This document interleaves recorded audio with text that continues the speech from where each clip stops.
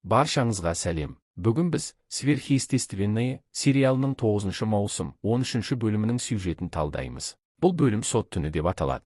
Ірі денелі ер адам хот-дог жеуден өтетін қалалық жарыста әділетсіз жолмен жеңіске жетеді. Ол ешкімге байқатпай, хот-догтың бірін қалтасына тығып үлгерген еді. Жарыс аяқталған соң, қуанышты жеңімпаз өзінің көлігіне отырып, қалтасынан әлгі хот-догты шығарады да тәбетпен жей бастайды. Осы сәтте оның артынан кенеттен жұмбақ қобыжық пайда болады. Қобыжық ер адамның мойнына жабысып, санаулы секундтардың ішінде оның ішкі ағзаларының үлкен бөлігін сорып алады. Одан тек термен қаңқа ғана қалады.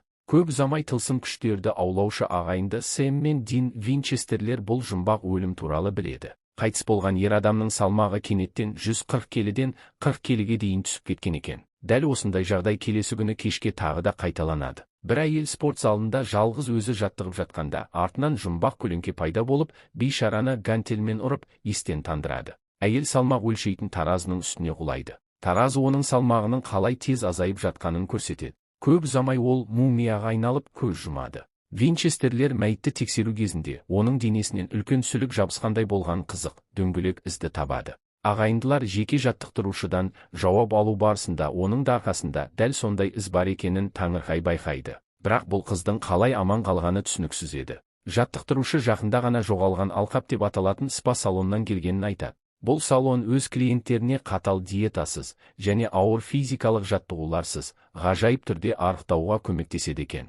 Винчестерлер бұл жұмбақ спа салонды тексеруді жөн көреді. Бірнеше сағаттан кейін ағайындылар айтылған жерге жетеді. Ағайындылар өздерін жеке жаттықтырушы ретінде таныстырып, Ларри мен оның әйелі Марица иелік ететін бұл мекемеге жұмысқа орналаспақшы болады. Алайда спорт залында тек бір ғана бос орын бар екен. Нәтижесінде Сэм жеке жаттықтырушы болып жұмысқа қабылданады. Ал Динге асханада жұмысшы болып еңбек етуге тура келеді. Асханада жүрген Дин кастрюльден өте дәмді пудингтің дәмін татып көреді.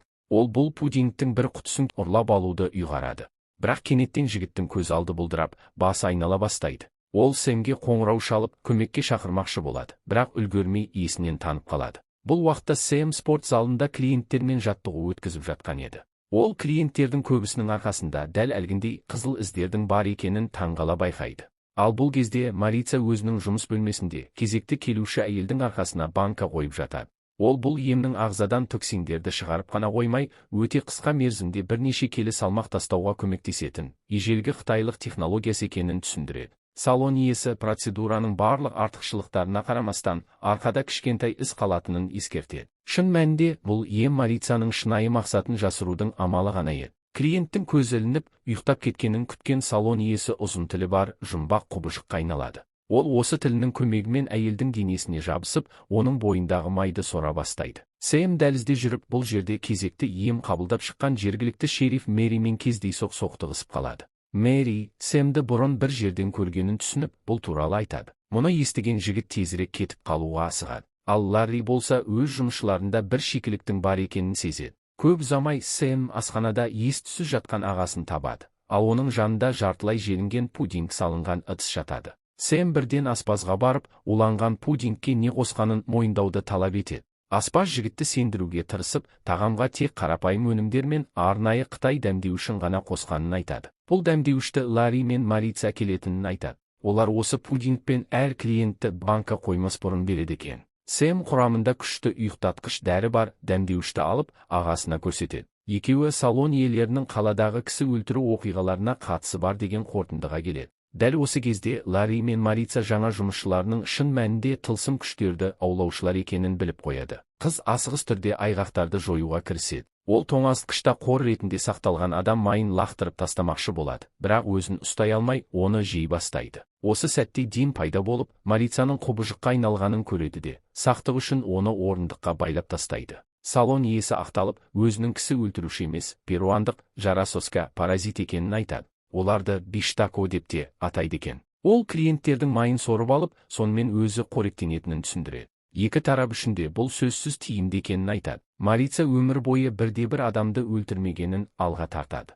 Бұл сұмдықтың бәрін жасаған Алонсо екенін, яғни Марицаның туған ағасы екенін айтады. Ол да осы Ларридің мекемесінде асханада жұмыс істейді екен. Ларри мұны түсініп, бір сәтте олардың бірнеше жыл бойы құрған табысты бизнесін құртып жіберу мүмкін жұмысшысына ұрса бастайды. Ларри Алонсоның жұмыстан қуылғанын айқайлап, оған дереу кетуді бұйырады. Бұл кезде Сэм асханадан шыққан айқайды естіп, сол жаққа жүгіреді. Ол барғанда мекеме иесінің өлі денесін көреді. Сүйікті жарының қайтыс болғанын білген Марица еңіреп жылай бастайды.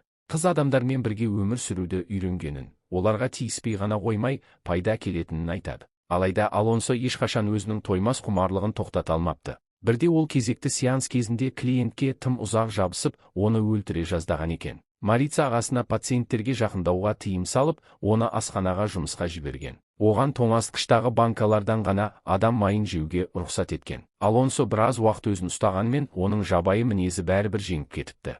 Ол соңғы бірнеше күнде жазықсыз 3 адамды өлтіріп үлгерген екен. Әлі де құрбандар болуы мүмкін екенін түсінген Марица ағасының қайда жасырынған жерін айтады. Ол Винчестерлерге осы жарасоскалардың осал тұсы туралы айтып береді. Ағайындылар пышақтар мен шамдарды алып жертөлеге түседі. Құбыжықты іздеу барысында олар екіге бөлінеді. Алонсо Сэмді қараңғы бұрышта күтіп тұрып, оның үстіне шкафты құлатады. Аңшы босанып шығады, бірақ құбыжық одан физикалық тұрғыда әлдеқайда күшті еді. Себебі адам майы оларға үлкен күш береді екен. Алонсо жігітті жерге лақтырып, өлтірмекші болады. Бірақ дәл осы уақытта үлгеріп келген Дин құбыжықтың тілін кесіп тастайды. Тілінен айырылған Алонсо сол сәтте өледі. Ағайынды Винчестерлер ақылдаса келе Марицаны босатуды ұйғарады.